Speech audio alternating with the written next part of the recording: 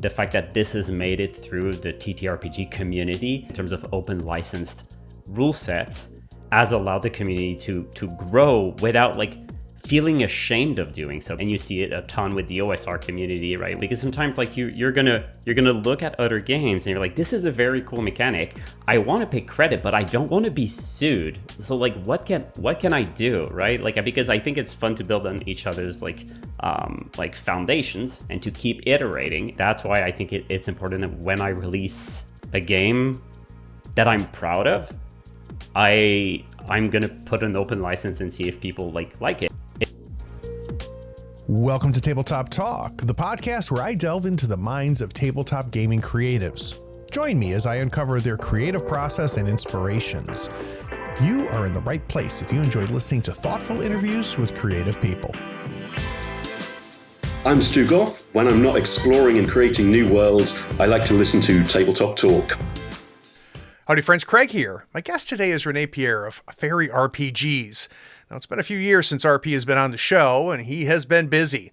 Last time we talked about Breathless and Stoneburner. Since then, there have been several games released for the Breathless system, including the one we played on the channel, The Facility. We're also going to talk about Boundless. But first and foremost, RP, welcome back to the third floor. Thank you so much. I'm super excited to be back. I was excited and complimented when you reached out. I was like, you know what? It's been too long since I've talked to RP.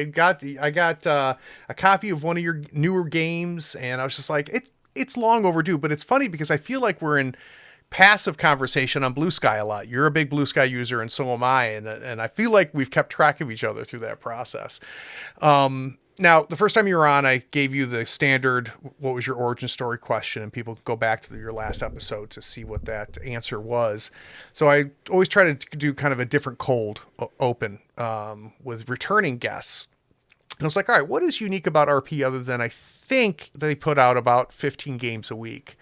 And I was like, well, one thing that seems very prominent whenever you're talking about any of your games and game systems is the fact that you have an open license. And I mentioned it in the intro, I got a chance to play The Facility, which was my first Breathless game. And we had a ton of fun with it. It was really, really neat. I'd read Breathless games before, and I'm a firm believer you don't really know what's going on until you see it in action, right? Till you see it at the table and play. So I guess my first question, which may sound silly, but I think it's a real good question, which is why? Why open license so much and be so free about it? Yeah, it is a good question. And I feel like this is how I personally got started with all of this. So I'm not going to go through my origin story again, but like when I first got started with all of this, I got started with Fate, and Fate was released over like an open license. It was CCBY 3 or 4, something along those lines. And this allowed other creators to create and publish and sell and make money and make a career out of like making content for Fate, which like was amazing. And then I got familiar with Blades in the Dark, which was also using like an open license. And then I got familiar with the 2400 SRD by Jason Tochi, which also used an open license. And through all of this, I'm a software engineer during the day, and I love open source. Like open source software is one of the most beautiful gifts that we have. And I think that like the fact that this has made it through the TTRPG community, but not in terms of like open source code, but in terms of open licensed rule sets, has allowed the community to grow without like feeling ashamed of doing so. Because sometimes like you're gonna look at other games and you're like, this is a very cool mechanic. I want to pay credit, but I don't want to be sued. So like, what can I do, right? Like, because I think it's fun to build on each other's like foundations and to keep iterating. And you see it a ton with the OSR community, right? When you look at games like Into the Odd and Mythic Bastion, and then you look at Cairn, and then you look at like all the other games like Liminal R that builds on top of Cairn, that builds on top of Into the Odd. So like it's beautiful, and we grow as a community through that. So I think that's why I think it's important that when I release a game that I'm proud of, I'm going to put an open license and see if people like it. If they do like it, then great. Like you go make some stuff. I've released games that I was proud of under an open license, and nothing happened out of it, and that's fine. But sometimes it connects with people, and that's like I think that's like something really beautiful. So there's the warm fuzzy piece of this, right? Which I think you articulated really, really well, which is, it is, for not for all creators, but for many creators, especially indie creators, it's kind of just a cool thing to do. And I love your concept and idea of, it opens doors, right? And it sounds like it was a door that was open for you and allowed you kind of to enter the space and start designing. Is there any downsides? Is there anything about it that worries you? I mean, not necessarily. Like I think that like if you do it for a system and not a setting, like I think that like I don't see any risk. But if, for example, you make like imagine if like Brandon Sanderson had made like the Mistborn RPG before he made the book, and he open licensed the setting, then someone just took the open license and made a movie, and then he didn't receive a single dime, then I think that's a different story. But I don't think we're there. Like but yeah, I think it's mostly about protecting your things. But I think like putting it under an open license and deciding what is open license and what is not. Interesting. I think this is where like you can kind of set boundaries and say, this is the part of the text or the part of the game that is open license, and you can do whatever you want with it. This is stuff that I own. You don't own my logo. Right. You don't own my trademarks. You don't like, and it's a bit like that for Mouse Ritter. Like if you look at the Mouse Ritter third party license, like this is the text of the game. You can play around with this, but I own the Mouse Ritter setting, right? So this is my setting, and we can build on top of it. But I think that like Isaac Williams is still like, if he wanted to make a Mouse Ritter movie, well, he could still do it, right? But nobody else could put the Mouse Ritter trademark on a movie, right? Yep. Well, and I think about Duskfall, right? We think about the license with Blades in the Dark. I mean, Force in the Dark is it's a whole industry, but John has been very specific about, I own Duskfall, I own that setting, and if I think the closest that we have really seen to that being allowed or touched, he's had very direct contact and control over, like Blade 68, and I know the Dagger Isles is in production as well. But other than that, you look at all the other Forge in the Dark games, and they're all riffs on that. So, I mean, you've done jams, you've got games out there. There's Kickstarters that are Breathless games out there. What has surprised you? So letting something like Breathless out in the wild, and starting to see it echo back to you in the same way you were doing with other systems. Is there anything that's been surprising, maybe that you didn't expect?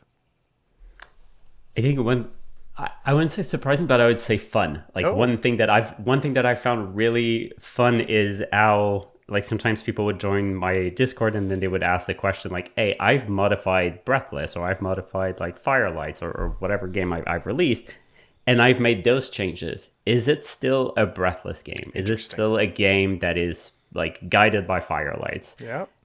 And like seeing those changes and then like having those discussions with people is super like fascinating. Yep. Because you kind of like have your own introspective about your own game, about what is the core. And one thing that I've personally realized is that, well, this is very personal, but I feel like the core of a game is something that's very personal to each person. So I think that like my core of what I think Breathless is not necessarily the core that you may think that Breathless is. And the same thing, like you mentioned, having played The Facility, which was made by Gail and Peugeot, and I think that like he may have a completely different idea of what makes a Breathless game than myself and that you. So I think like having those discussions has been like super super interesting more than anything else. But in terms of like surprises, like every time someone brings some new tech into the system and looking at them and seeing how they fiddled with the different pieces, it's always super fun, right? Because you sometimes you're so deep into it that you don't necessarily realize what you can do when you extrapolate. That's interesting, right? Yeah, I can totally see that. So now I've got to ask the next one, which is, can you give me an example when you had that discussion with somebody and you said, I don't think it's Breathless anymore? Has that happened where you think someone has made modifications that made you realize, like, I think it's its own thing now. I don't think it's a Breathless game anymore. No. I like my answer. No, but it's true. But like my answer usually to people is that if you think that this game is Breathless, you can put this sticker on it. Interesting. Like, that's like if you think that it is, and if you think that it respects what your idea of what a Breathless game is, Got it. then you can put the sticker, right? Like So that. you don't want to be that decision maker then, right? You're No. trusting them to have absorbed your work and in the process making it theirs, right? And then they kind of define whether it still is or it still isn't. Yeah, because who am I, right? Like, yes, I'm the creator of the Right. game, but we have different, like, sometimes people would ask me, what do you think is the core of Breathless? I'm like, well, I almost don't want to tell you. Yeah. Like, I kind of like that, like, it's my own little canon in my head, and that we have different expectations of what is the core of that game. Yeah. So, all right, because you didn't answer that question the way I thought you would. How about new tech then? Can we talk about some new tech that you have seen bounce back in that kind of tickled your brain a little bit? Ooh, yeah, I'm gonna have to think about this one. Like, we've just talked about the facility, and I think that like one thing that was like very, very interesting in that game is how like you can kind of take every single page as like an item, and like the page numbers are a rolling table, and this is something that I had never seen. Like, it's probably been done before, but I had never seen it in a game. And then when I saw the Galen had done that, like it felt like, yeah, this is a great idea. Like, especially for items, you're just browsing like the game while you're playing. It's like, let me remember this rule, and then it's like, hey, there's a random table for an item. I'm gonna pick that and drop that into the game. So I think like things like that were like super interesting. But also like another that comes to mind now is Trespasser by Binary Star Games. It's like exclusion zone kind of annihilation kind of vibe of a game. Stalker, right? Inspired by Stalker. And one thing that Binary did to the game was he decided that in core Breathless, you roll a die, like a die size of each of your stats are assigned a die size, and you roll it. And depending of the result of that roll, usually like if you get a 5 or more, you succeed. 3, 4, success at a cost. 1, 2, it's a failure. And after each roll, your die size steps down by 1 size. So if you had like a D8 in strength, now it's D6, and eventually you're going to need to catch your breath, and that's the old loop where the GM introduces a consequence, and then you like refresh all your dice. So that's kind of like one of the core thing of the game. But one thing that Binary did is like when you roll, you do not always step down your die, and this was something that was pretty drastic because to me this was an important part of the game.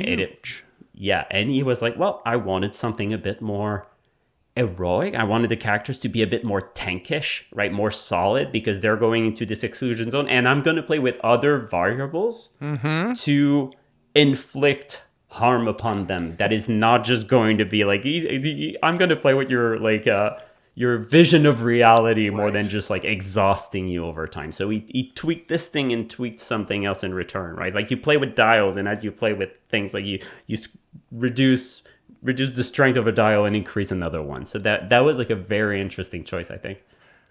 I'm mad because I love as a GM, what Galen did with the facility made life so easy.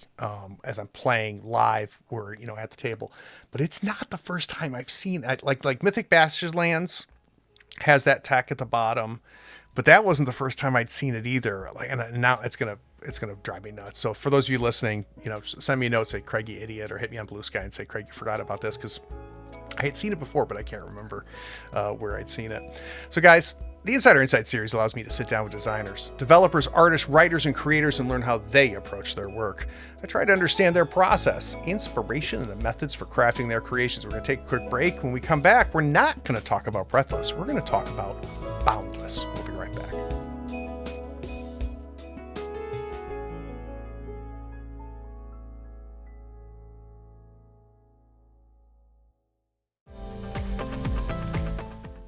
This is Sean. You may have heard of me from such movies as Brett and Sean Go to Illinois, 2 Motorcycles, 1 Stick of Dynamite, and Gaming and BS. What kind of RPG podcast is that? After my NFTs were stolen, I decided to become a patron of Third Floor Wars. The content is great, and it costs me less than a good shot of liquor. So consider becoming a patron. It may just land you your next big role. Head over to patreon.com/Third Floor Wars.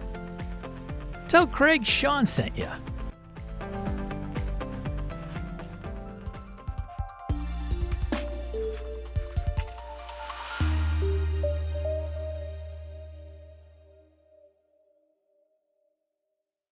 Boundless. So I'm going to read a little blurb about it, RP, and then we've got to talk about it because I've not talked about this with you. So, Boundless.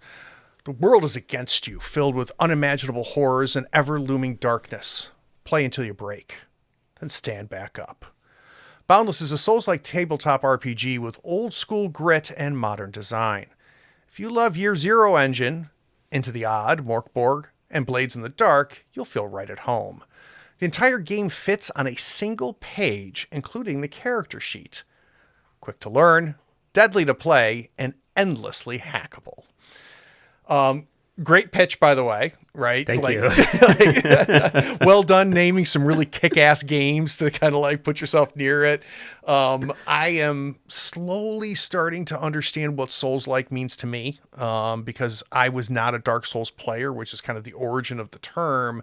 But I've talked to enough people that say it's Souls-like, that I've started to get an understanding of what it means. But it's similar to what we were just talking about in the first segment, which is Souls-like means different things to different people. So I think I want to start there before we talk about the origin.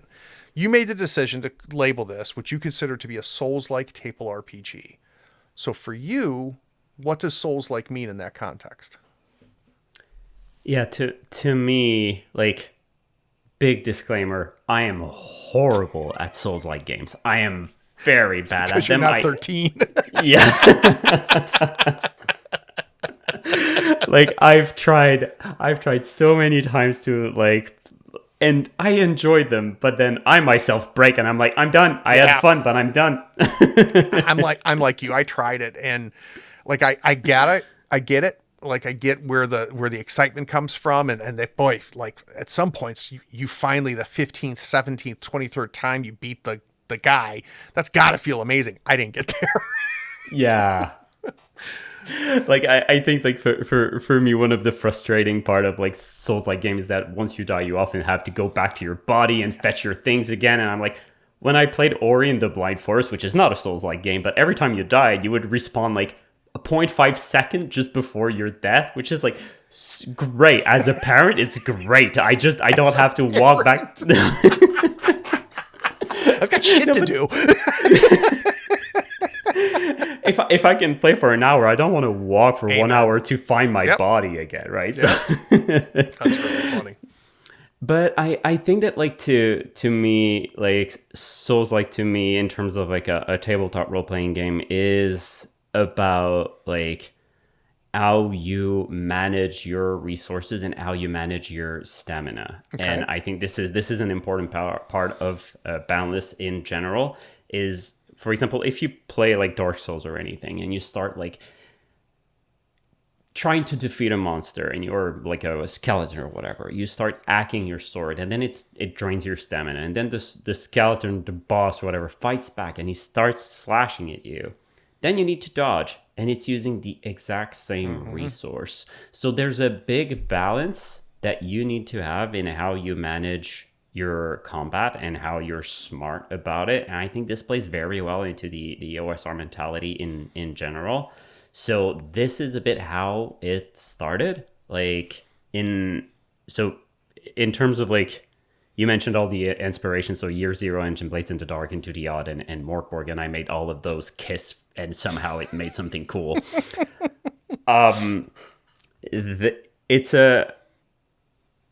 It started as like a little one-page thing that I was making for me and my friends because I wanted a D6 pool-based system to play old school games. I didn't want, like, I had friends who had never played tabletop role-playing games before. I wanted something that was accessible, but I also wanted something that was deadly. And I wanted my players to be faced with this deadliness very early. And one of the things that I did in this game is, like with Souls video games, you have a reserve of stamina, which is represented by a dice pool. So you start with 6 stamina. And you can use this resource to boost your dice rolls if you wish, right? So if you try to attack, if you try to succeed at something that is very dangerous, you can consume a bit of that stamina. Great, now you're at 5 stamina, or maybe you're at 4. But every time that you try to avoid a consequence, think of it like the resistance roll in Blades in the Dark, right? You try to avoid something dangerous coming your way, whether it is like a sword that's slashing in front of you, or you're just trying to flee a monster, you're trying to avoid that thing. That's also going to be using your stamina. But the way that it works is that you take your entire reserve of stamina and you roll it. Everything that is not a hit, which is a 5 or a 6 is a hit in that game.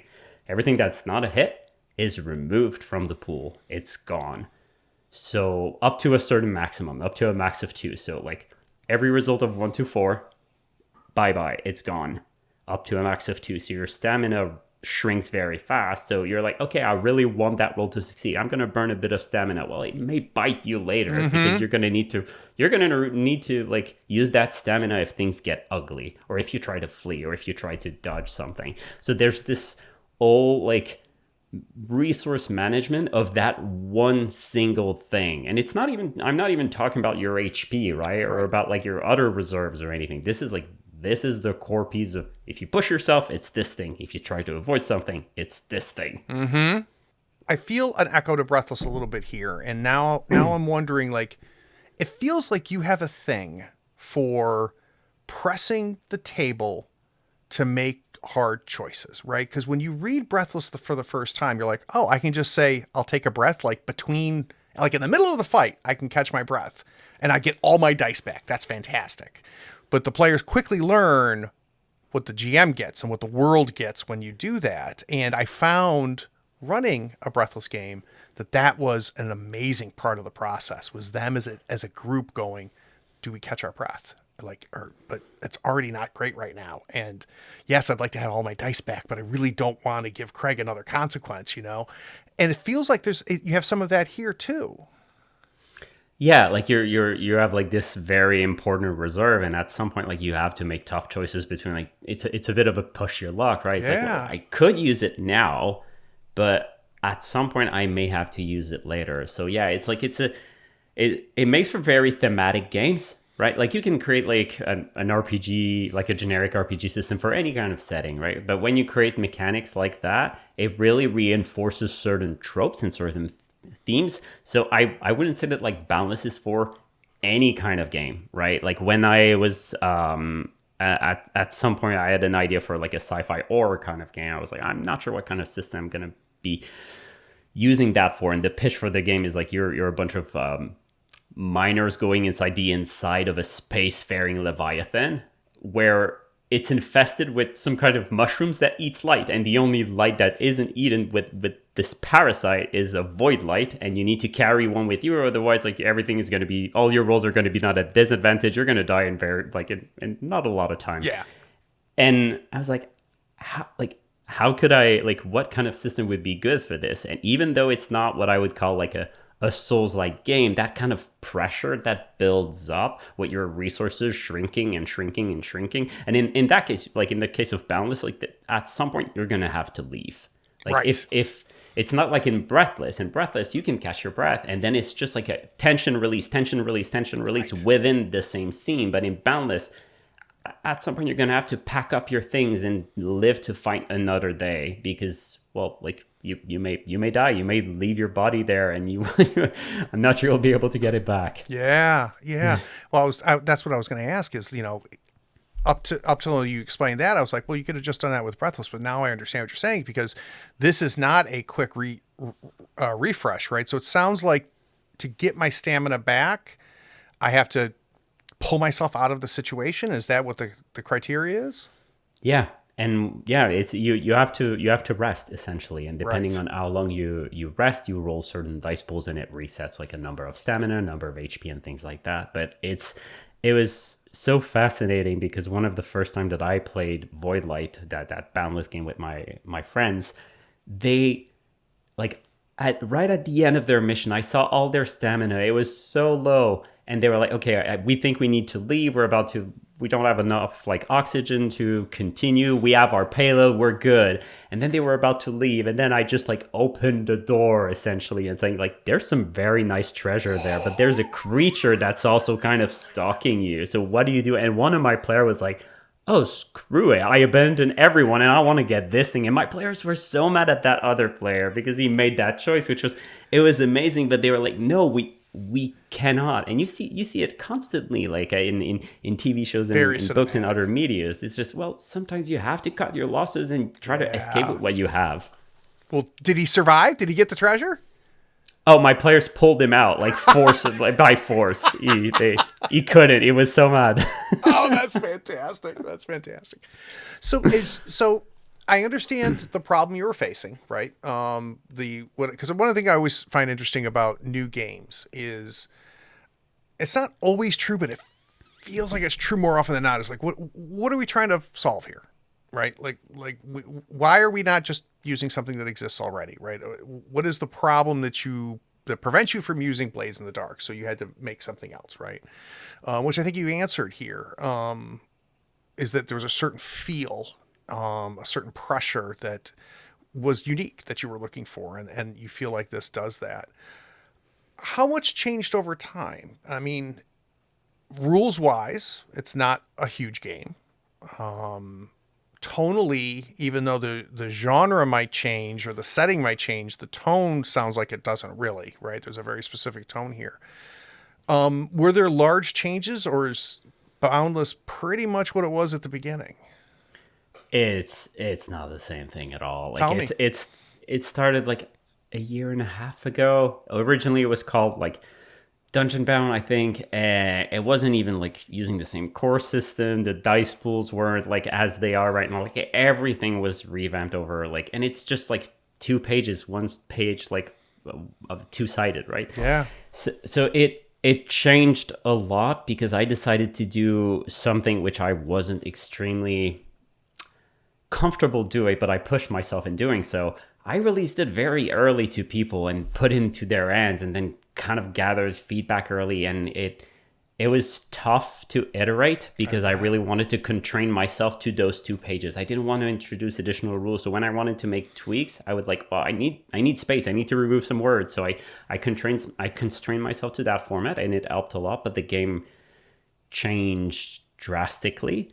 But like, there's a change log on the official website. You don't want to look at it. Like, really? It's yeah, because people started translating the game, and I was like, well, if you're translating it, I need to keep track of every single word that I change or remove, because then the translations are going to be like different, right? Yeah. So even like if you look at the Korean translation, I don't think it's been retranslated since the latest like push that I made, right? So when the folks at El Refugio and La Esquina del Rol reached out, and they were like, we want to translate it in Spanish. I'm like, wait a second, give me a couple of weeks. I think I have some ideas. I need to refine this thing. Interesting. But yeah, it changed a lot. But now it's in the shape where I feel comfortable enough expanding on it. So I've got like this big crowdfunding campaign. I've got like, I think 900 signups so far on BackerKit for what I call Chronicles of the Boundless, which is essentially the 2-page, but now it's 100, right? So now it's like the big dark fantasy kind of game full of art and nice layout and things like that. But at some point I had to put that project on pause because I was making drastic modifications to the core system. So looking back at it, what was can you think of what you consider to be the big break where you looked at its current condition and made the first big renovation to it? What I would like to know is what that was, because it may not even be what it is now, right? But what was that big renovation, and what drove that? Yeah, it was when I finally figured out how to use dice pools as clocks, and it's something that many designers have tried, and it is a very difficult challenge. And I'm so mad at myself because the other day I was looking at like a notebook. And on that notebook, I had the Breathless core mechanics scratched down, like in between, like just taking care of like a baby and like feeding my son when he was a baby, and try to shove something down my mouth, and I'm going to scratch this thing I think is going to be interesting. And Yeah. it just came so naturally, and it took me like a year to get Boundless to that state. So for dice pools as clocks, so you mentioned earlier that, yeah, you could take Blades in the Dark and play anything you would want with it, right? So I wanted something that would feel tactile. I love the idea of dice pools, but they come with a very difficult challenge. So if you have a dice pool, and that dice pool can shrink over time, there are two variables that are very difficult to control. If it shrinks too fast, or if it stalls at the end. Right. So if, for example, in my game in Boundless, a 1 and a 4 shrinks the pool by, like, every die that is a 1 or a 4 in a pool of 6-sided dice is going to be removed. So that was made deliberately because I wanted more than 50% of the face of the die to be removed, to count as something that is removed, because if you don't have a lot of dice at the end, if you only have like 1 die or 2 dice, well, you kind of want those dice to eventually go away. Right. Because otherwise it takes too long and it's just stalling, and then you're just like, well, I kind of want you to go away. I've rolled you like 6 times and there's only 1 die left, right? It's a little bit like in the Black Hack, there's this concept of usage die. And you can start with a D20 usage die. But for you to get a 1 or a 2 on a D20, it can take a while, right? So that was one of the challenges that was like tricky to get right. But by making it more than 50% of the die, the size of the die, just helped a lot. But then how do you make sure the pool doesn't shrink too fast? Right. So if you have like 8 dice, well, how do you prevent it from shrinking too fast? Because it can really happen. You roll 8 dice and then there's just 2 left. So what do you do? Yep. So when I figured out that, like, okay, it's going to be plain and stupid, but there's a max. There's a maximum. A pool cannot shrink by more than 2. And a pool shrinks by, like, all the dice that show a 1 or a 4. When I ran the numbers and I saw the mat align perfectly, it almost created the Fibonacci sequence in terms of, like, how long each size of pool lasts. I was like, okay, I figured it out. If it aligns with the Fibonacci sequence, I'm good. I'm good. Yeah, it's interesting. So when I have a big pool, I've got 8 dice, and if I rolled 1, 5, and a 6, right, and all of the other ones were 1 through 4, I would just lose 2 dice. I would go down to 6 at that point. And what's interesting about that is, so one thing I love about die pools in the right system is the huge variability, right? Yeah.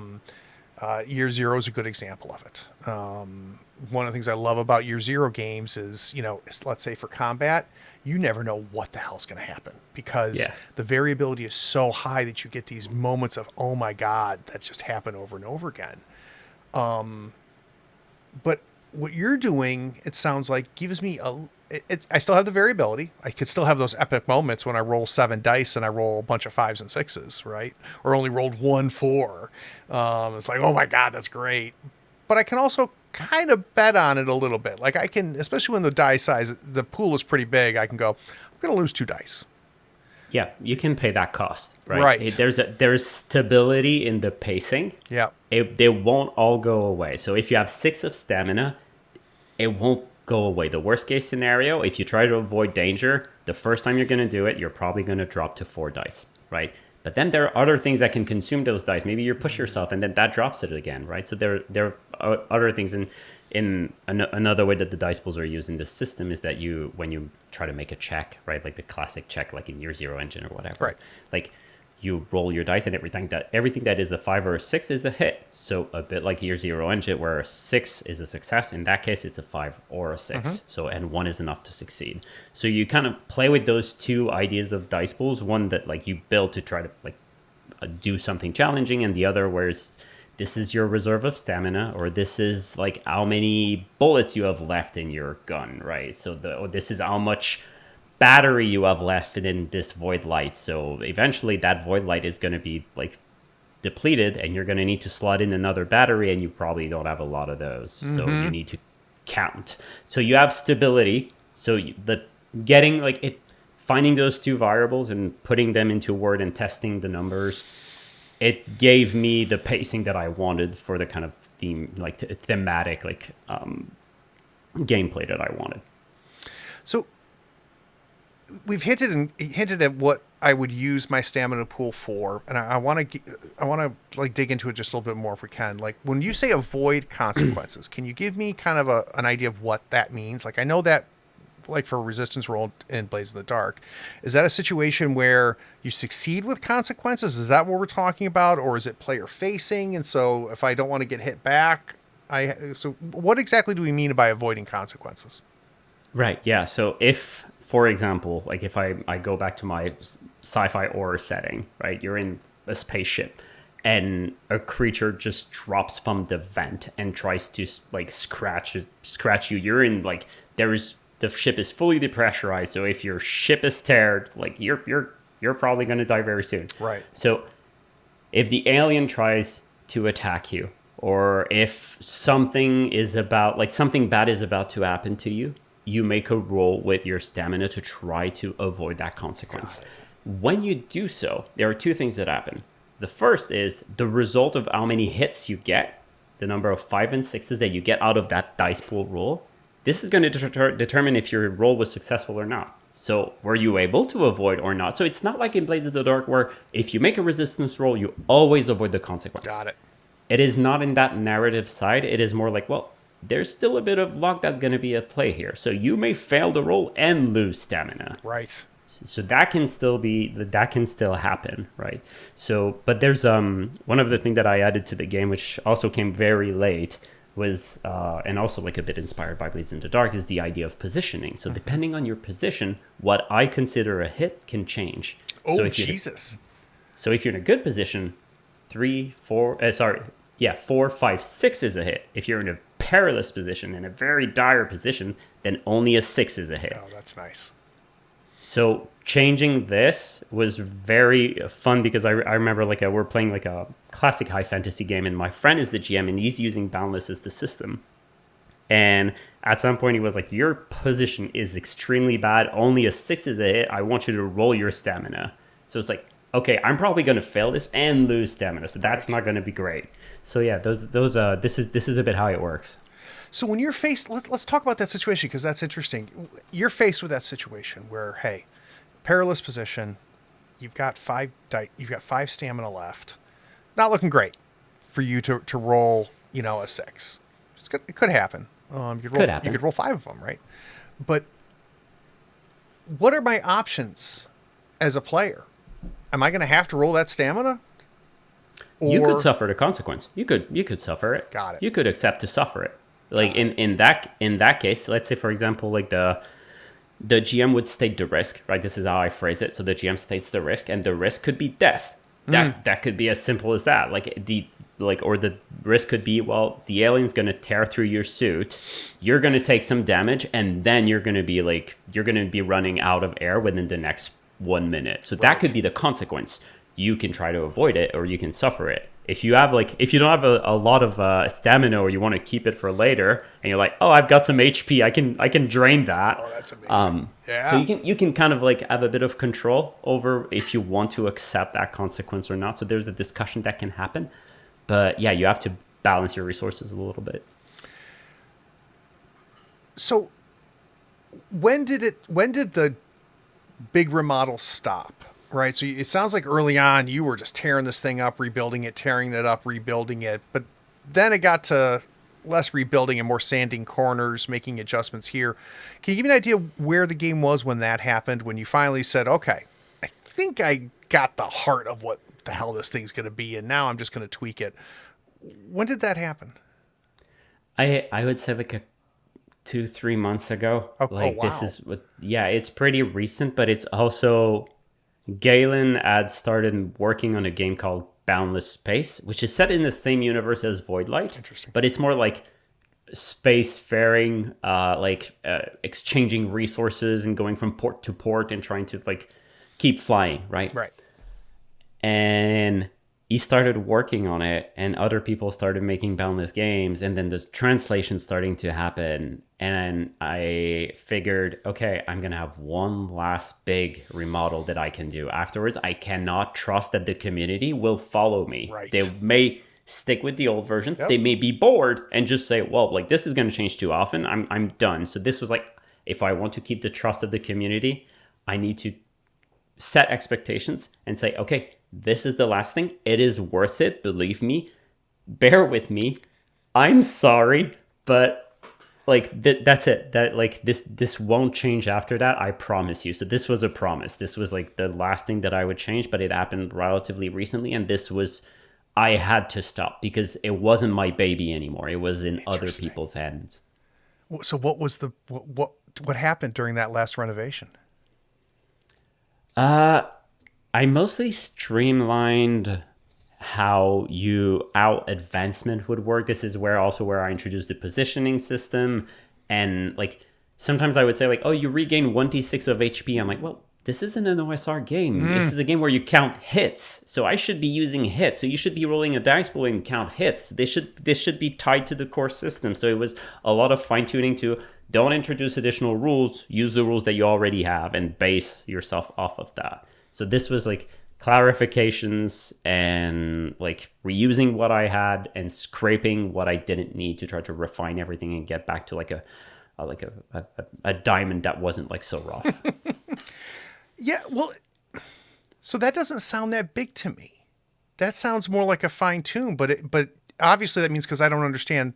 I mean, I haven't read it, right? So can you give me a sense of why that was such a big deal? Why that was such a big change? Because I don't know what it looked like before, right? Why did you consider that a big renovation, I guess is what I'm asking. I would say I considered it a big renovation because I was using like, when I was working on the PDF, I had also like a text file, a markdown file that was used to build the website. Okay. And when I looked at the final diff between what I had before and what I had after, I looked at the number of lines of code, lines of text that had changed.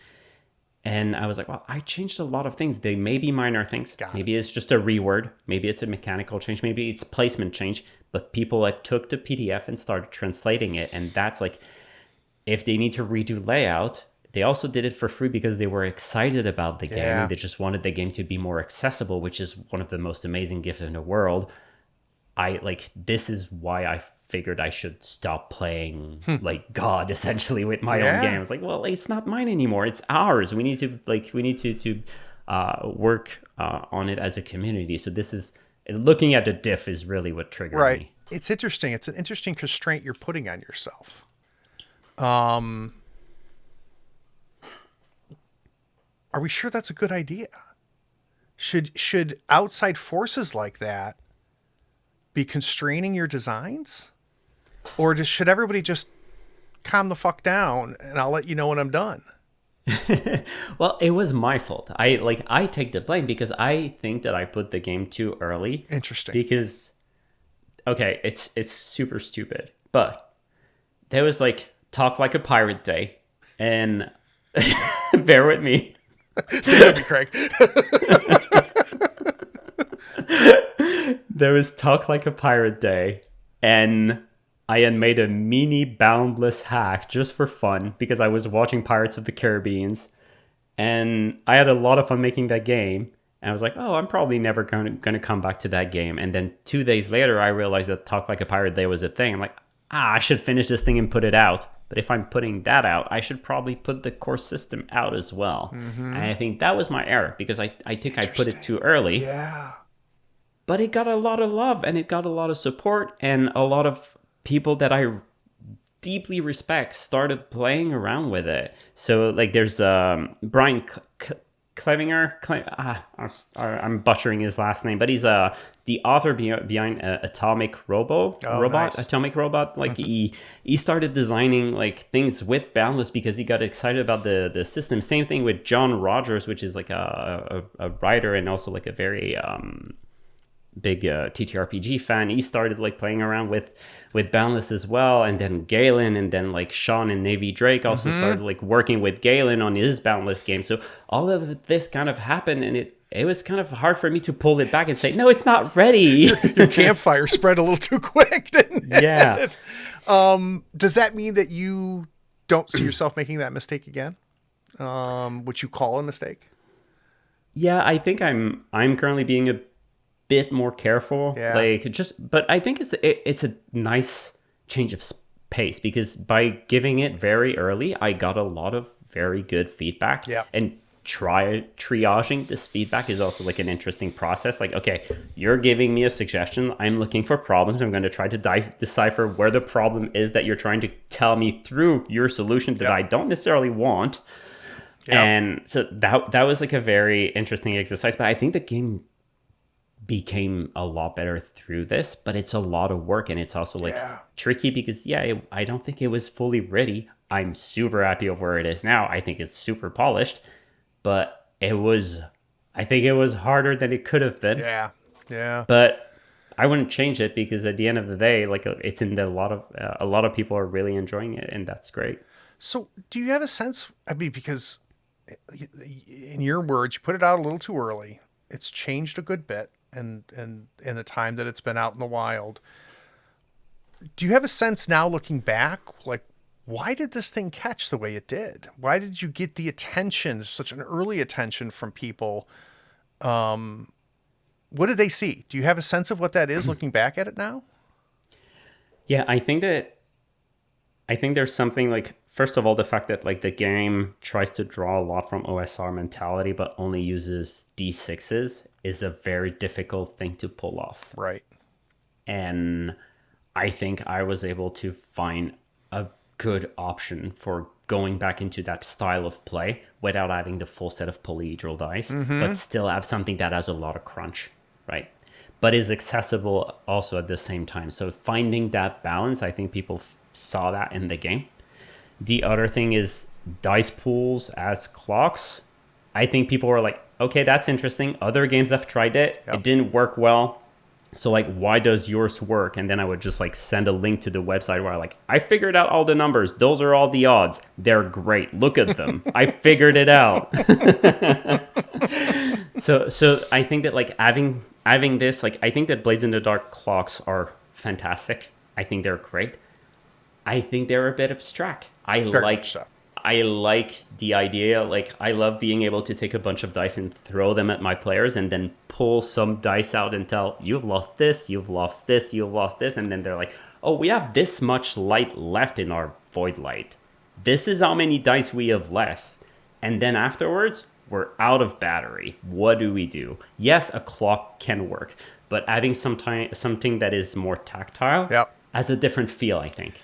It does. You know what I've felt that it's different, but where I have felt what you just said is 10 Candles. 10 Candles gives you that feeling, that impending, like, there's more red dice in the pool. They keep adding more red dice. You know, that's interesting. Of all the things that you know are being worked on out there, where people are goofing off and playing with this thing, is there any of those that is oh shit, I never would have thought of that? Are you seeing Boundless being applied to a style or a genre or a setting that maybe you didn't anticipate because of such a specific tone?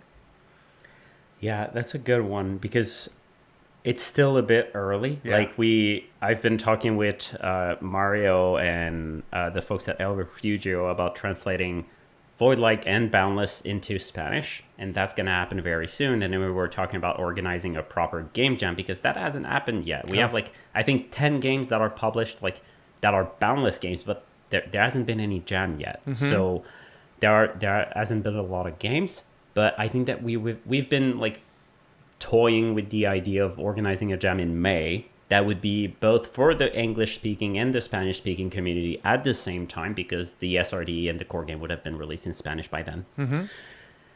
And I think this is where we're really going to see people iterating, like, a lot with the core game. But in terms of what has been put out so far, I think Galen has really been the person that's been experimenting the most with it.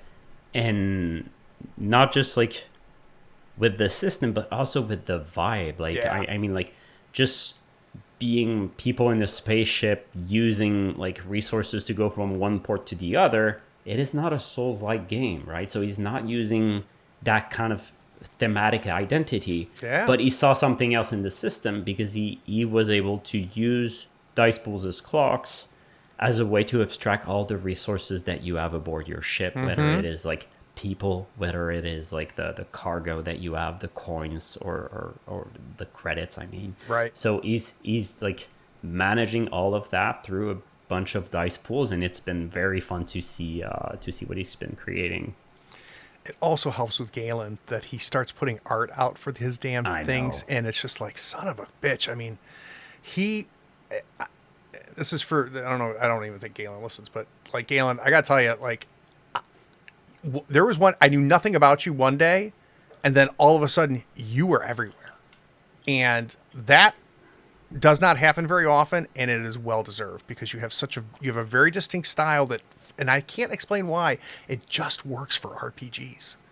Yeah. It just works, but it's unique too at the same time. So when he was like putting out some early art for this game, that, you know, this Boundless game, I was like, I don't even know what this is, and I want to play it because the art's so damn cool. You see a spaceship in the shape of a fish, and you're like, "This is amazing." Yeah, I want to play this game. I mean, it's why I backed the facility when he kickstarted it. I was just like, Yeah. I don't really know what this game is. I don't care. It's gorgeous, and I love how it looks, and I can't wait to play it.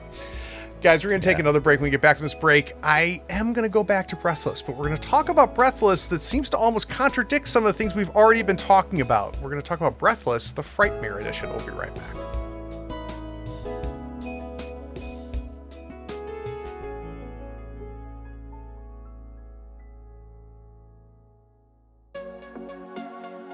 Are you enjoying our long-form interviews with creatives on this podcast? Maybe you're craving deeper discussions about our guests or some of the RPG plays on our Twitch and YouTube channel. Well, I've got an opportunity for you. You see, Third Floor Wars now has a Patreon-only Discord server. You can join a vibrant community of like-minded enthusiasts diving deep into every episode of our RPG plays and podcast. Connect with fans, engage in spirited discussions, and unlock the behind-the-scenes insights.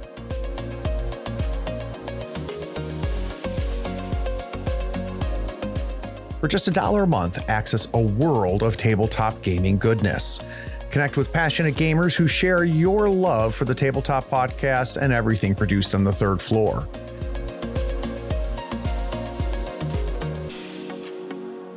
As a Patreon supporter, you also enjoy ad-free episodes of this podcast. You can immerse yourselves in captivating stories and fascinating interviews without interruptions, taking your listening experience to a whole new level. By joining the Third Floor Wars Patreon community, you not only gain exclusive access to the Patreon-only Discord server, but you also support the growth of my podcast and channels. Your contributions enable me to continue creating high-quality content that entertains, educates, and upskills tabletop enthusiasts like yourself. Maybe don't wait. Join the Third Floor Wars Patreon today and unlock a world of camaraderie, discussions, and knowledge. Visit patreon.com/Third Floor Wars or check the link in the show notes and come join our community. The Third Floor Wars Patreon-only Discord server awaits you. I and the other patrons can't wait to welcome you with open arms and a fistful of dice.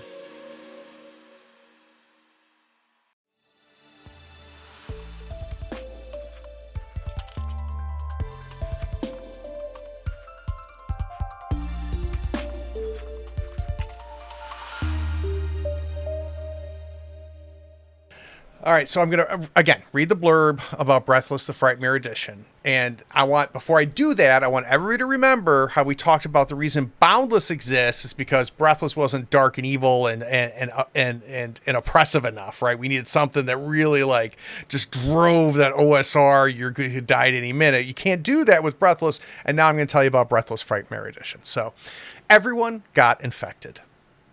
Not one soul escaped that fate. The first sign of infection was memory loss. One moment you knew your name. The next, you were staring at strangers with no idea who they were, what year it was, or who you had been before. That was the best outcome. For the unlucky ones, it went a step further. Their skin drained pale, their eyes glazed, and every breath came out in ragged, furious gasps. They became the Breathless, living dead creatures that tore cities apart and left the world in ruins in mere weeks. Today they roam the streets and wilds, hunting the living to eat off their flesh and suck in their last breath, literally. Every single bite from a Breathless wakes the sickness sleeping inside you, and soon you are one of them, swept into the endless swarms. So, very Walking Dead kind of feel to it, right? I mean, the big thing about the big like reveal in the comic was the Walking Dead weren't the zombies, right? The Walking Dead were the survivors, because eventually they were going to die. Similar kind of vibe going on here.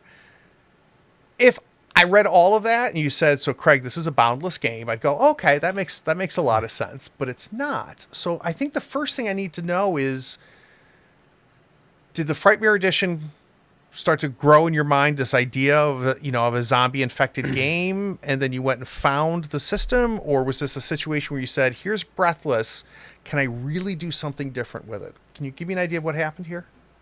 Yeah, so Breathless Frightmare Edition wasn't a thing that I anticipated. So I think the original game was released in 2021. And at some point, I got an email from Ray, who works at MythWorks. And he was like, can we talk?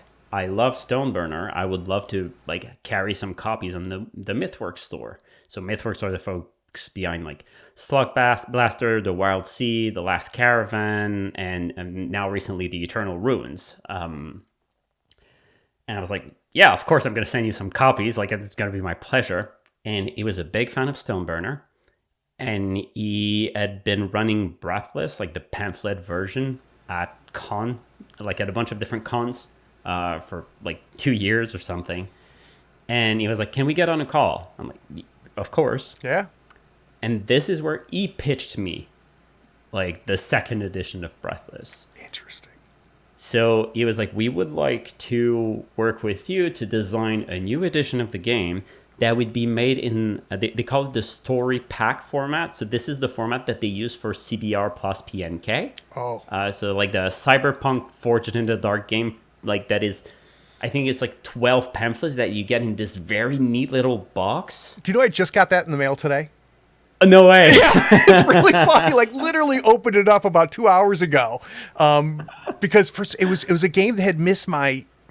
I just had missed it. And then they have another one, and I don't know the name of it because I just got it. I can't remember the bug one. Those are two games. What the hell's the name of that game? That's Pico? terrible. Yes, Pico. Thank you. Yeah. These are two games that have been floating in my periphery, and I was just like, you know what, screw it. I'm just going to get them because I can't stop thinking about them. And I got that game, and I opened it up, and I'm like, this is the coolest goddamn thing in the world.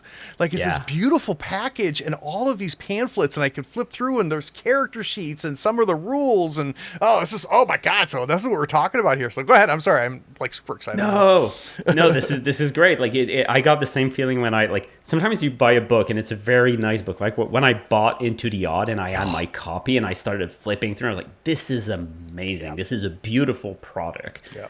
But when I got Cairn, the second edition, and I like opened the box and saw everything that was inside of it, this was a whole other thing. Like you get like all those little goodies. Yeah. So yeah, CBR PNK is a great game. So they were like, we want to do the same thing, but for Breathless, and we want to make it like VHS 80s themed, like so very like retro in terms of vibe, a bit cheesy, I would say, like in terms of the aesthetic. Yeah. And they were like, we want to do this, and we want to have like a box with multiple pamphlets for the GM, for the players, with adventures and things like that.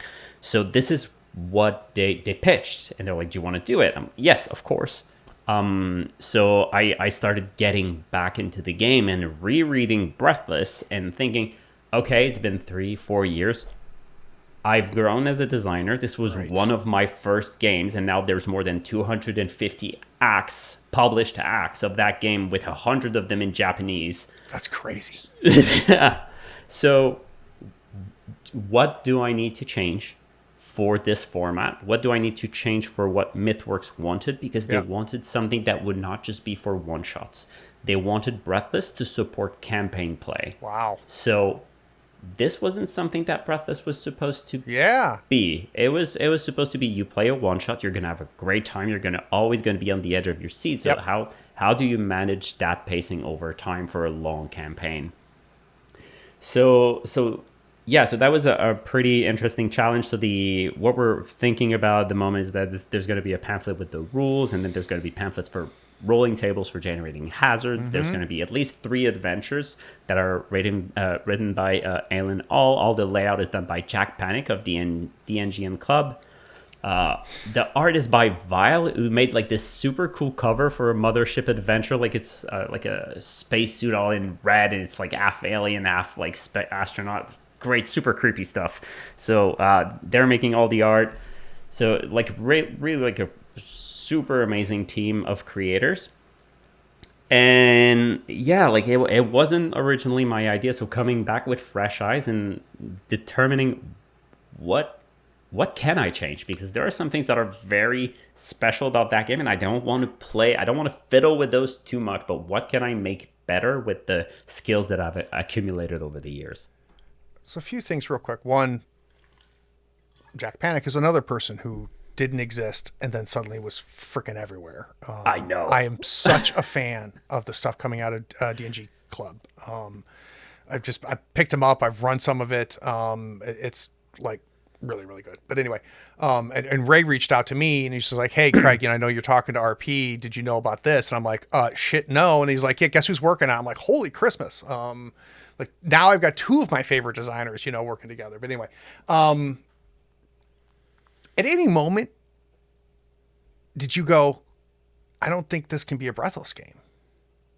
Because you keep saying like it wasn't supposed to do this, it's not supposed to do that. I'm going to have to make changes, but I don't want to change the core. Did you ever? Was there moments of doubt, or did you have faith that you could get there? I had faith because I had played with the game so much and tweaked it so many times with ideas that I never published. Interesting. We've been talking about Galen a bit earlier, and the first time I reached out to Galen was on Twitter at the time. He was putting out some really amazing artwork for Solar Crawl. I think it was like a black and white sci-fi stuff. Beautiful art. I was like, I have this idea for a Breathless game that is about mechs and delaying the end of the world, not surviving it, but delaying it. And I was like, "Do you want to work with me?" And I started working with him through this and getting to know him. And now we're really good friends. But all the tech, all the mechanics that I had designed for this mech game that would support longer campaign play, that's what I used to make Breathless go from a one-shot to have something that is going to be able to support, okay, how do we go? How do we do a journey? Because I think there are 3 big phases in zombie media in general. You're going to have obviously the survival phase. That's what I'm calling it in the game. So there are 3 phases in Breathless Frightmare Edition. There's survival phase. And this is your classic. You're running away or you're scavenging. You're meeting other survivors. But it's very high pace, very dangerous, very risky. And it's this continuous cycle of tension and release that never lets go. But then there's what I call the journey phase, where that's your Last of Us. That's you go from point A to point B. That's the last caravan, right? You go across America to go through a place that you want to travel because maybe there's a haven, or maybe there's a resource, or maybe there's a cure, right? So you travel there. So how do you organize this and use the mechanics of Breathless to support going from essentially doing a point crawl, but how do you track resources, and when do you go from journey to survival again to be able to bump up those resources, right? And then there's what I call the haven phase. And in the mech game, there was like a big HQ for all the mechs, and you had those resources that you needed to manage, and those resources were assigned like a certain die. So you had like a die for, okay, this is a die that represents like how much time you have left. This is for your resources. This is your military weapons and whatnot. So I had those general concepts, and then you would go on missions, and depending on the result of those missions, think a bit like in Blades in the Dark, where you finish a heist and you answer a bunch of questions. Right. It's like, well, did that heist go well or not? And depending on the result, the die of your main resources for your haven may step up or down. So it's like, we got some really cool resource, like we got some fuel for our trucks, which is great, but we wasted a lot of like bullet, or maybe we wasted morale. So morale is one of the like resources that you have as a haven, and if morale drops too low, then there are consequences to this. So you have like 3 main things that can play that you need to manage as resource for your haven, and then you like play around with it, and if all of them drop below a D4, then your haven is overrun and you lose it, and then you need to go back on a journey, and maybe through your journey you go through the survival phase again. So this is how I was able to support campaign plays, through going through all those different phases and providing the procedures and the mechanics to support them. That's super interesting, because that's another big part of the genre, right? Which is, we found a haven, we found a safe place, we found the farm in Walking Dead, right? We found the prison in Walking Dead, but it's not a matter of if, it's a matter of when. When is it going to fall? When is it going to? Oh, that's really, really cool.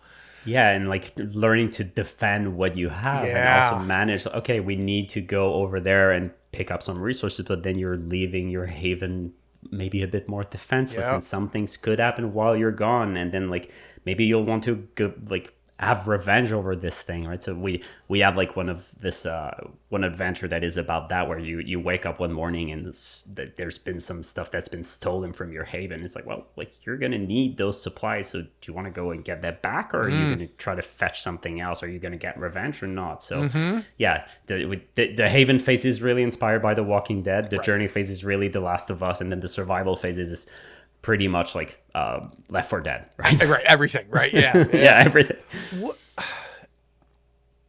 When you came back to Ray and team and said, I've heard your challenge, here is my first swing, what turned them on the most? So when you came back with these initial ideas, when did you see Ray and team's eyes light up? I don't think they had anticipated the phases. Yeah. Like when they reached out, that's when my eyes lit up. Yeah. About the phases. Like I think they thought that I would like bump up the number of HP that a character has, so that, or maybe give them a bit more like, oh, you have some luck points that you can spend so that you get more lucky, and you don't like, or maybe you get a couple of like free catch your breath where there's no consequences, right? So like this could have worked, but like I said, I already had those ideas, and they were like waiting for a game. Because I had pitched it to another publisher at the time, and it didn't work out. And I was like, well, I don't know what to do with that game anymore. Yeah. So it just stayed there, and now I stole from myself and put it into Breathless. So I think their eyes lit up when I talked about the phases and trying to connect everything together. And also like another challenge was trying to like, Breathless was very minimalist in its setting, so trying to expand on that and try to make the setting more unique and more us, and not just like, this is another classic zombie survival media. No, what's special about those zombies? So trying to think about that was also very fun.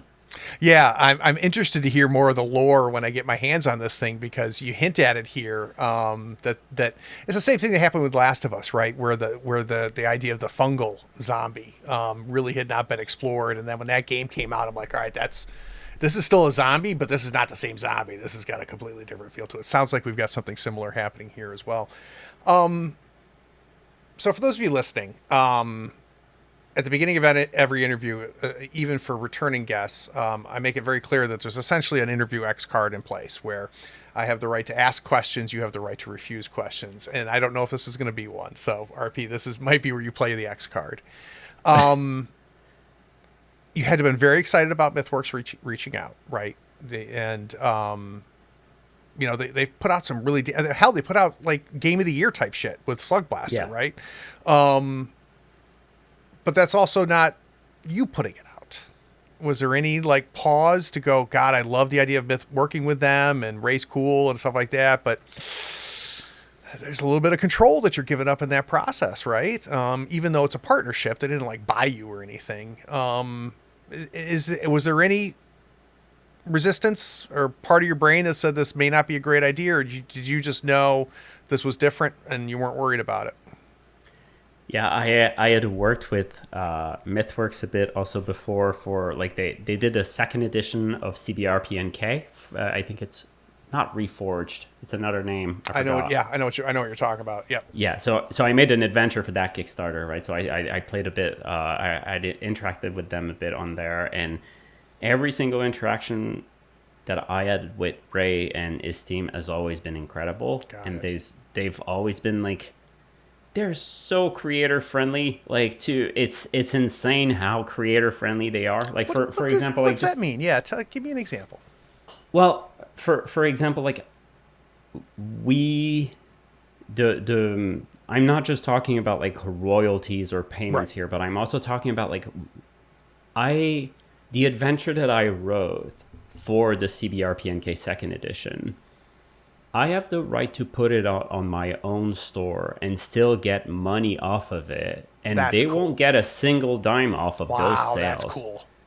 So they're very respectful and they want to see creators thrive. And I think that's why like everything that they put out is so great, because they really like, they try to gain the trust of creators and they do it very well, because what they give them is a lot of creative freedom. And just the fact that like, I reached out to Ray and I was like, Vile is an amazing artist. Can we work with them for Breathless? Because I love what they did for Mothership. It was like, let me talk. I have some contacts. It's like, then it became a reality. And then that's just it, right? So working with them is amazing. They're super respectful of creators, of their time, of their energy, of their rights as well. So I think like, no reservations. They're great. It's a very interesting thing to learn because it helps explain the comment I made early, which is there was no MythWorks, and now suddenly, Slug Blaster, Last Caravan, just like these banger games, Wild Sea for crying out loud, there's these banger games that just, come out. That gives a little bit of insight of how they're attracting that talent and how they're creating that environment to do it. And I'm not going to name names, but like I think about other companies that fail.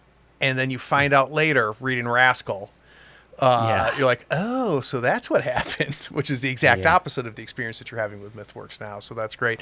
And for those of you listening, I'm excited because I booked Ray for the show. So we'll be able to hear the other side of this conversation when I get Ray on. Well, that's this. It's really funny. This happens to me all the time with this stupid thing is like, because I knew nothing. I mean, I'd already like, because it's not, when we're recording this, you can't back this yet, but I put myself on the saved list, I think, for this. And what's funny is I said yes to it, but not through you. And I put it at saved before I realized it was yours. No way. Which is really cool, right? Because I look at it, I was like, all right, let me read a little bit more, because you're not really committing to anything. And I'll also be very transparent. It's pretty rare that I won't save a back. If I see something that's kind of cool, even if I know I'm not going to back it, I know how much it can help the creator to have that early, those early higher numbers for it. Yeah. And then but it just didn't click with me until like literally, I forgot why I came back to it or something. I'm like, oh shit, that's RP. That's Breathless. I'm not surprised, because when you look at the art that Jack has made for like the Kickstarter image and all that, you would not associate that with the type of layout that I do. I'm more of a technical like layout artist. Like things are very like a bit more traditional. I have like my place for my art, but there's also like there's the programmer in me that likes things structured, right? And then there's like the chaos of Jack, which is amazing for the game. It fits perfectly, but he's like, it's great that we're working with him, because I would never be able, like, when Ray had told me, like, okay, we're going to work with a layout on this, I'm artist, I'm like, what, you don't think I'm good enough? And then he's like, no, we're doing something else, right? That's really cool. Yeah, I've also got to get Jack on the show too. He's been getting all kinds of attention. Guys, we're going to take one more break. When we get back from this break, we're going to stop talking about what RP makes. I think we've gotten a good sense of that. I want to find out what RP eats. We'll be right back.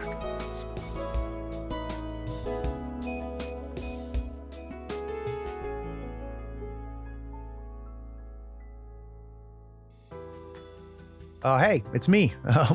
I'm interrupting this episode, and I hope you're enjoying it, and I bet you're anxious to hear the rest. But before we jump back, I need a favor. Do you know someone who might enjoy this episode? Can you shoot them a quick message or maybe even send them a link to it? Listeners sharing this podcast was the primary reason we almost doubled our audience last year. Also, would you like to see and hear these games in action? Go to the Third Floor Wars YouTube channel and Twitch stream. Our actual plays combine compelling role-playing, character-driven action, and system tutorials. We create great stories while lifting the hood and showcasing the game mechanics. Links to both are in the show notes. Okay, last thing, and I mean it. Have you rated this podcast on your pod platform yet? Maybe even written a short review? It is a simple way for you to be even more awesome than you already are. Okay, now I'm done. Let's jump back and listen to the rest of this episode.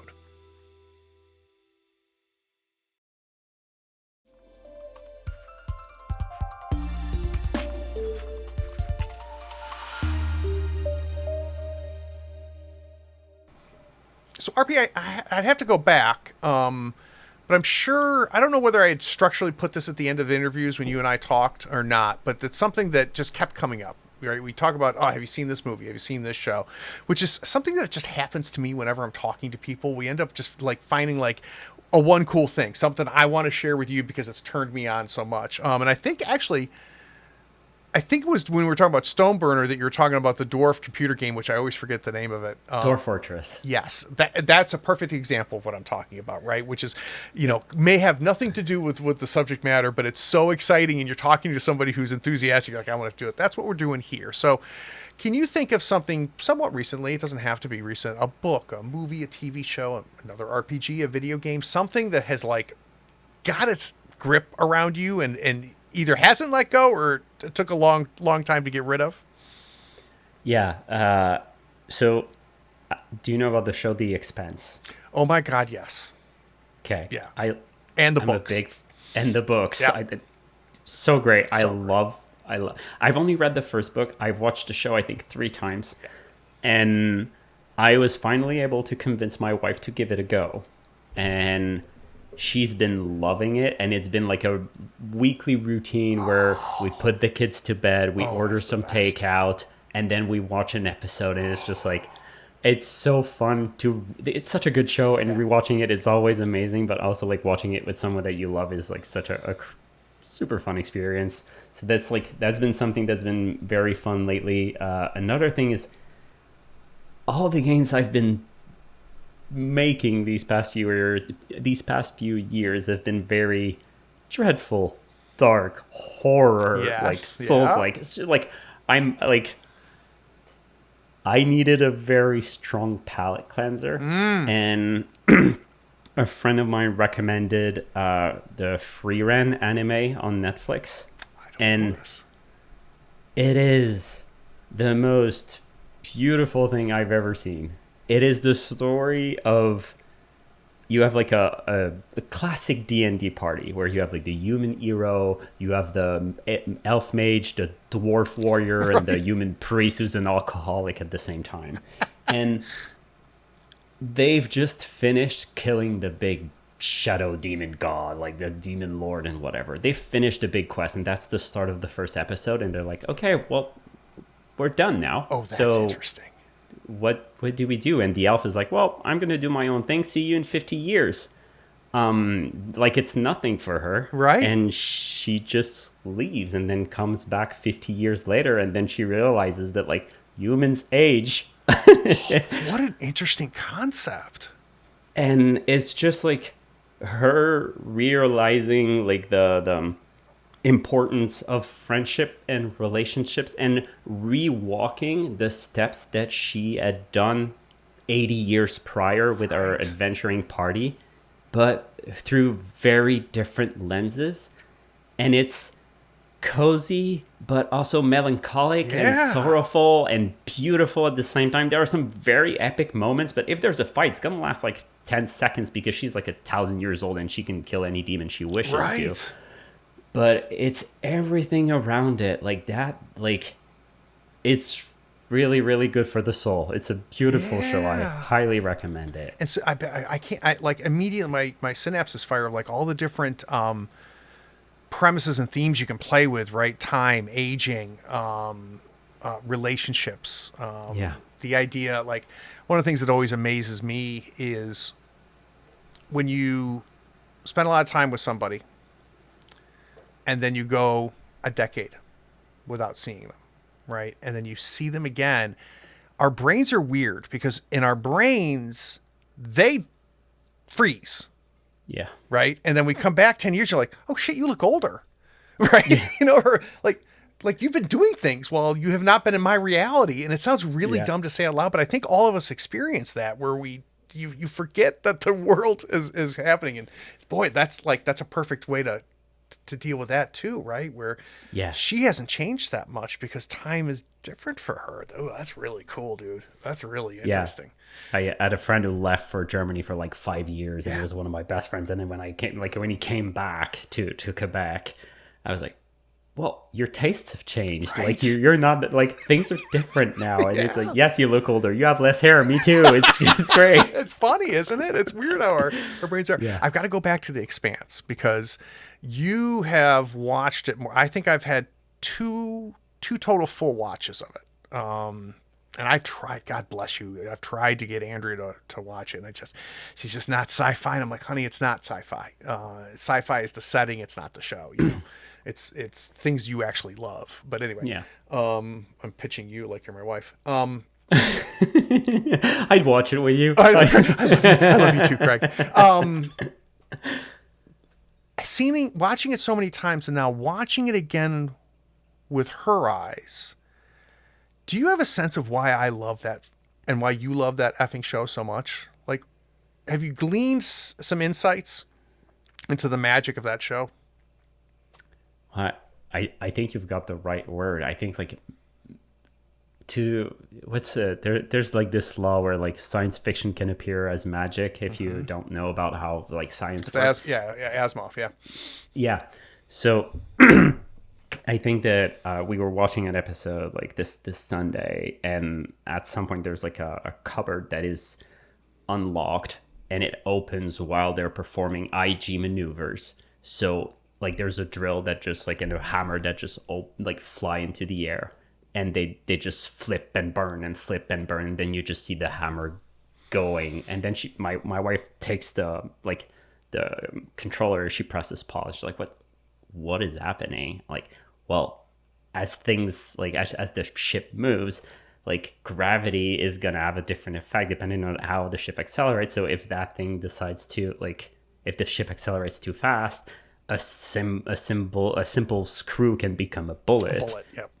Right. So I think that like seeing those things and like for it never gets old. Like the first time that you see like the spoiler for anyone who hasn't seen it, but it's been a long time. But like there's a character that dies pretty early in the show from something just piercing the ship. And it's like, well, ships don't have shields. Yep. Like if something comes through the ship, it's going to go from one hole to the other. Yep. So seeing those things, I think this is where like you see the magic in the show, because it feels like magic. Those are rules that you realize you couldn't understand, because most of the time sci-fi is just, well, there are shields and lasers and magic like swords, but no, it's like this is hard sci-fi done very well. And that's so true, right? And that was a very early hook for me, because it'd been a long time since I had experienced non-sucky hard sci-fi, because there's a lot of like, all right, you're so smart. We got it. You're so smart, right? Like, but this is not fun to watch or to read or, whatever. But that's a good call. That's a good call. And but man, you start talking about that the loose piece in the ship when they were doing that, and my anxiety, I know. I remember watching that. You're just like, oh my god, oh my god, oh my god. Yeah, I gotta ask you a question. Are you excited for Project Hail Mary? Because like that thing is gonna be incredible. So I'm a huge fan of him as a writer. Yeah. And I thought the Mars movie with Good Will Hunting there was actually pretty damn good. Yeah, it was great. And that was a big jump. That was set up for failure because I like him. I don't love him. I don't know. I can get a little too much of him, right? And sometimes it's just him. It's the same thing with Matt Damon, right? At some point, it's just Matt Damon. It's not Matt Damon playing a role anymore. But it was really good. Surprisingly, and they made changes from the book, which I have very much a believer you have to. When you change the medium of how the story is being told, you have to change the story, because part of how you're delivering it is dictating what the story is. And if you read the Watchmen comic book, you're being delivered that story in a very specific medium, and that is dictating how you digest it.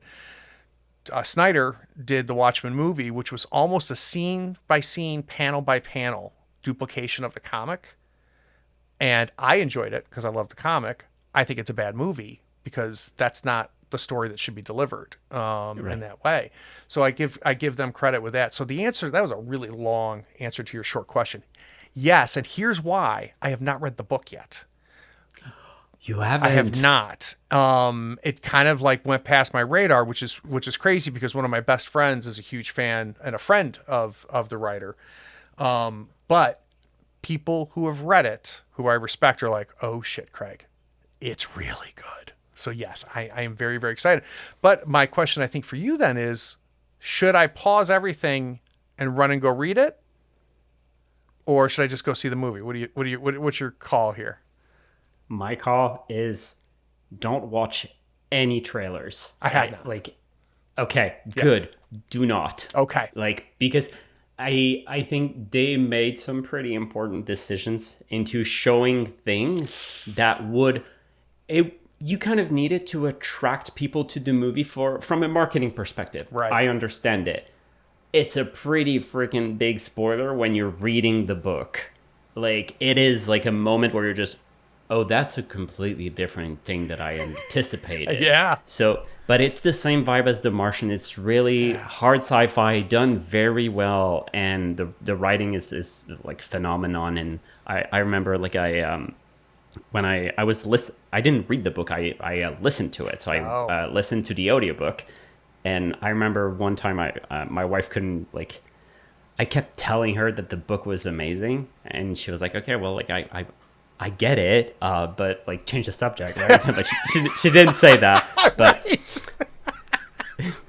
she didn't say that. But what I did is I just removed my headphones and put the intro of the audiobook on the bed and just listen to the first 2 minutes. I don't need more. And she was like, okay, send me the audiobooks. Nice. It was done. It's very good. It's really, really good. But I do think you would get a lot more from the book, just because of those spoilers made very well.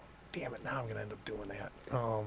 Because I've been, I have fought it off, and now I want to go back and read The Martian because I have a similar story, which was when the whole part of, and this is not a spoiler for either, the whole thing about food, in The Martian, just blew my mind. Yeah. Just in the detail and the thought behind it, the turning dead soil into living soil, and the calories and maintaining calories, and how can I find something that I can grow that would allow me to have the calories, and then running out of ketchup, and just I was just and it's one of those things where I was trying to explain that to my wife, and she's like, that sounds terrible. Why is that fun to read? I'm like, no, you don't understand. It's so fascinating that you can have something that hard sci-fi that really an incredible amount of thought went behind it, but it was still riveting. And then what happens? You know what I'm talking about when I'm talking about the potatoes, and I'll never forget reading that. I had to put the book down. I was like, oh my God. Now what are you going to do? And it Yeah. was just good. It was really, Just really good. reestablishing communication, all of that. Like that Oh was my like God. a bunch of very clever things. Oh, Right? So God, yeah, I it's forgot- great. with the alphabet. And, Yeah. so damn good. So damn good. Well, man, my one thing to share is going to be a huge letdown. Like, you just knocked it out of the park with The Expanse, and then you got me talking about The Martian. A friend of mine just recently said they've been watching Young Sherlock, which for Okay. me, Young Sherlock is the old 80s movie. Which I still have a very soft spot in my heart for. Though I will tell you, I rewatched it recently with my daughter, and it's not as good as I remembered it. It's not that good. Oh no. But you know, it's still Spielberg. It's definitely worth watching. I'm like, oh, they're making a TV show, Young Sherlock. I'm like, that's interesting. And like, who's involved? And like, Guy Ritchie. And I'm like, I'm good. I think I've seen all the Guy Ritchie I need to see. And especially because the last couple Guy Ritchies that I've watched, I feel like I'm watching the same thing again. He's got a little repetitive for me. The shine of his style has kind of buffed a little bit. It's pretty damn good. Yeah. It's pretty damn good. And what I like is it by about episode 3, you kind of forget it as Guy Ritchie until a fight starts, and then immediately oh, that's right, this is Guy Ritchie. So there's a little bit more depth to it than I'm used to seeing with him. It's a little less flash and a little bit more substance. The relationship with Moriarty and the Moriarty Sherlock relationship is very interesting. Okay. Something you don't normally see in a Sherlock take. And I liked that. I was like, okay, I've not seen this before. And they do well with it. They do very well with it because it's not a spoiler. They're friends, very close friends at the very beginning. And it's interesting because you know what's going to happen. Yeah. And I felt, and when I saw them starting as friends in the show, I thought, oh, that's what the show is going to be about. And it's not, which is like, okay, I like this. I like it. I like this, a little bit of a surprise. The other thing was the mystery was actually a lot more interesting than I anticipated it was going to be.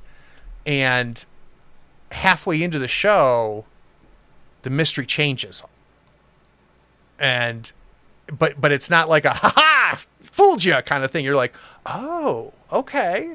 Oh, all right. So it's very well written. The casting is outstanding. Is it my new favorite all-time show? No. Is it definitely worth spending time with? Yes, especially if you like Sherlock Holmes. Okay. Because the relationship with the brother is really good too. Yeah, like I really enjoyed the British version, like the BBC one that they did like not too long ago. Yes. Like not too long, probably 10 years, but Yeah. like the one with Benedict Cumberbatch and Yeah, Martin. fantastic. Yeah, it was very good. So Yeah. I'll add it to my notes. Like I'll definitely keep, Take an eye a on peek at it. Yeah. I got pushed into it because I would have. I mean, I didn't know it existed until my friend brought it up to me. But had I seen it flipping through my million streaming services, I would have gone, Guy Ritchie, Young Sherlock, I'm good. But it's Yeah. definitely worth watching. The last Sherlock I think I saw was the Enola Holmes, the Netflix show that they did with the. Yep, I have Yeah. a very soft spot in my heart for that show. So that is not a great show. But it's a show that I watched with my daughter. Yeah. And as a result, it's very special for me because it was her. She figured out she likes mysteries because of that show. She had never been, that's she's a great. big reader and stuff. And so then we went from Enola Holmes to Knives Out. Oh yes. And Glass Yeah, Onion, yeah. right? And it was really neat to see my daughter, you're a parent, you're going to get this, to see my daughter discover something that has now become something she really loves. So we get, because my wife is a big true crime fan, we get buy those true crime packages you can get, those like mysteries in a box. I don't know if you've ever done them, but like it totally unanticipated how much I enjoy them. And I feel like you have to get the physical stuff, right? Because you get like police reports, you get autopsy reports, photos, and it'll present a question. Like the first, like phase 1 question is, who's lying, right? So you're like, oh, all right. You have to go through all the stuff and figure out and go, well, here's that inconsistency here. This is where this person says this, but that doesn't match up to the timeline. And you put one person in charge of the timeline and they're kind of marking everything off, and you split the work between y'all, and then you have to come back together. What did you learn?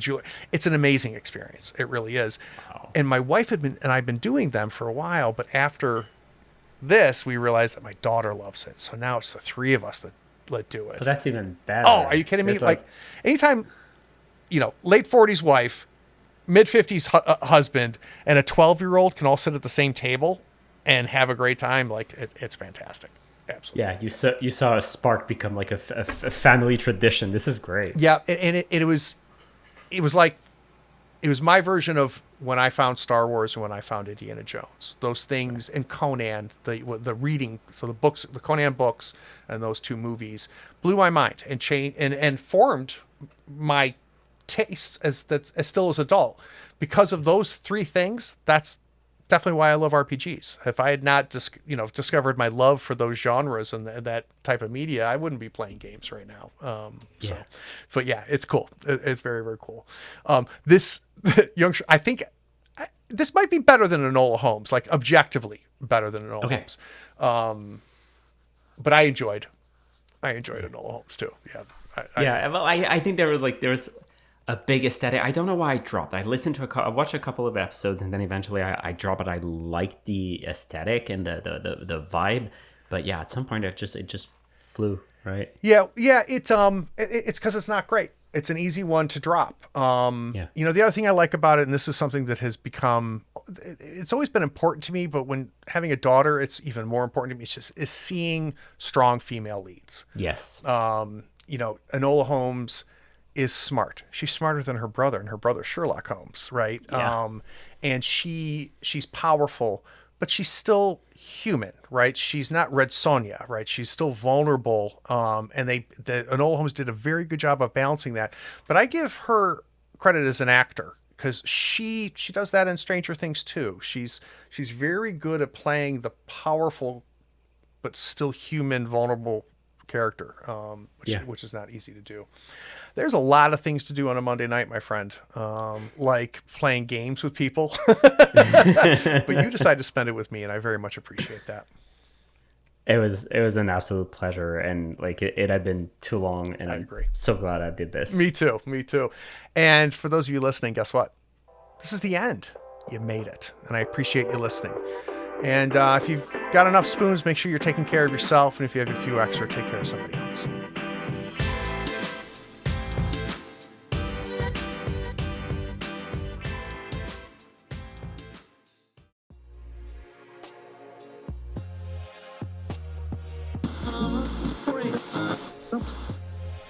All right. How you doing on time? You okay?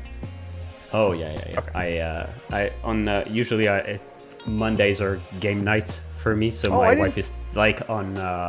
Oh no, it's fine, but like my wife is on duty to take care of the kids during Monday, so everything is perfect. It aligns perfectly. I hate that you missed gaming. That's not okay. Oh, my friend has been sick for so long, so he would have missed the session. We probably would have canceled anyway. I'm sad that they're sick, but no, I would feel very guilty if I was keeping you away from the game table. It's unacceptable for me. All right, let's talk about this. And this is because I didn't put it in here. This is MythWorks you're working with? Okay.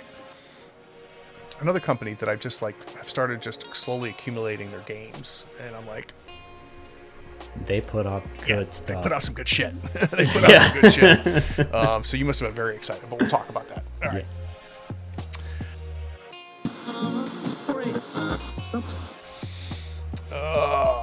Dude, I'm so excited about that fucking game. You must be ecstatic. Yeah, I'm so happy I can just save those mechanics. Like, I was so happy about them. I remember pitching them to Galen. I was like, this is gonna be so cool. Like, just like there's one of the resource that you have that is literally a bunch of free catch your breath. It's a number of catch your breath that you can do without like consequences. Nice. I was like, this is great. I want to use it. Now I can. Oh, that's exciting. All right. So this segment is where you get a chance to talk about something that you've been really enjoying lately, and then I'll do the same, and then we'll wrap up, and you'll be free of me. I'll bring us back.